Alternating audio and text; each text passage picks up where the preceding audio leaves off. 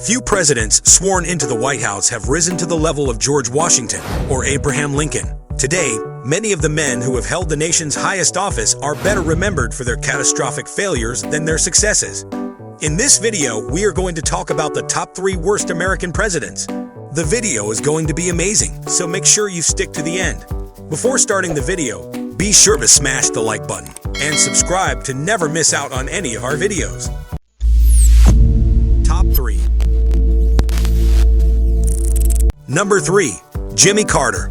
Although Carter was admired by certain historians for his pursuits of equal justice, he was often criticized for his leadership in times of crisis. Carter was a bad president because he, not Clinton, began the Democrats' initial move to the right and away from the 1960s Great Society and 1930s New Deal Democrats, who promised widespread change using government intervention on the biggest issues of the day. He is credited with creating a national energy policy to deal with oil shortages and for bringing Israel and Egypt together for the Camp David Accords. But his administration struggled with economic stagnation and experienced setbacks, such as the Iran hostage crisis. He lost his bid for a second term. While Carter did important things, like establishing the Departments of Energy and Education and facilitating the Camp David Accords, he escalated tensions with the Soviet Union after their invasion with Afghanistan, sporting a new doctrine centered around a pledge to go to war with them in the Persian Gulf. Carter was also criticized for his poor management and lack of ability to sort out decisions that a president must make from those that should be settled at lower levels. His presidency was largely a failure, and people sometimes characterized him as the worst president the country has ever had. Number 2. George Bush. George Bush is quite likely the worst president in the 200-year history of the United States. This has enormous implications for the international community since his country is not a small republic like the Maldives or Andorra, but a global behemoth. Bush has failed to catch or kill Osama bin Laden and Ayman al-Zawahiri, the al-Qaeda leaders who perpetrated the 9/11 attacks, because he got diverted into occupying 2 Muslim countries in which they are unlikely to be hanging out.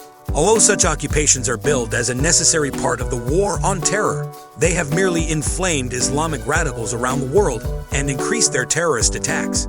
Bush lied Americans into a war. Many presidents have done that, and he appeared to have at least some vague conception that it was in U.S. security interests to do so, even if safeguarding U.S. oil supplies was the real reason. There is much that can be said about America not living up to its ideals, but the separation of church and state enshrined in the nation's constitution, it has been a model of religious tolerance and freedom for most other nations. No other American president has injected religion and religious doctrine as deeply into the discourse of American politics as Mr. Bush. Expediency has won out over tolerance. Accordingly, the religious divide between Americans seems more profound than at any moment in its history.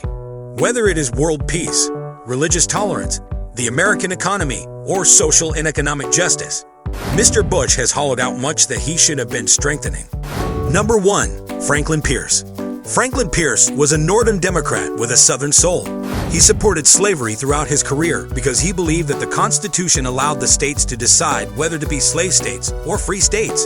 To that end, he vigorously supported the Kansas-Nebraska Act of 1854, which, along with the earlier Compromise of 1850, effectively repealed the Missouri Compromise of 1820. Less successfully, he proposed annexing Cuba by arms if necessary, but his opponents, suspecting the addition of a new slave state, outed the plan and ultimately forced him to renounce it. He did manage to secure U.S. recognition of a dubious regime in Nicaragua, presided over by an American pro-slavery adventurer, William Walker, who had instigated an insurrection and installed himself as president. He served as the 14th president of the United States and had some intense beliefs when it came to the abolition movement. He also was stone cold drunk. That doesn't automatically make him a bad guy. His drinking was more of a self-medicating pastime. Democrats of his time are not what they are in today's American political system. His kind of party was one that endorsed the continuation of slavery and the passage of slavery laws, such as the Fugitive Slave Act. It should be noted that the positions of American political parties would shift back and forth over the next 100 years. He was someone who truly thought that the abolition of slavery would divide the country rather than unite. It's these beliefs and positions during his presidency that does more harm than good in the years leading to the breakout of the Civil War. Let us know your opinion in the comments section below. This was all for today. Hope you liked the video. Do not forget to subscribe to our YouTube channel. Stay safe, and we will be back soon.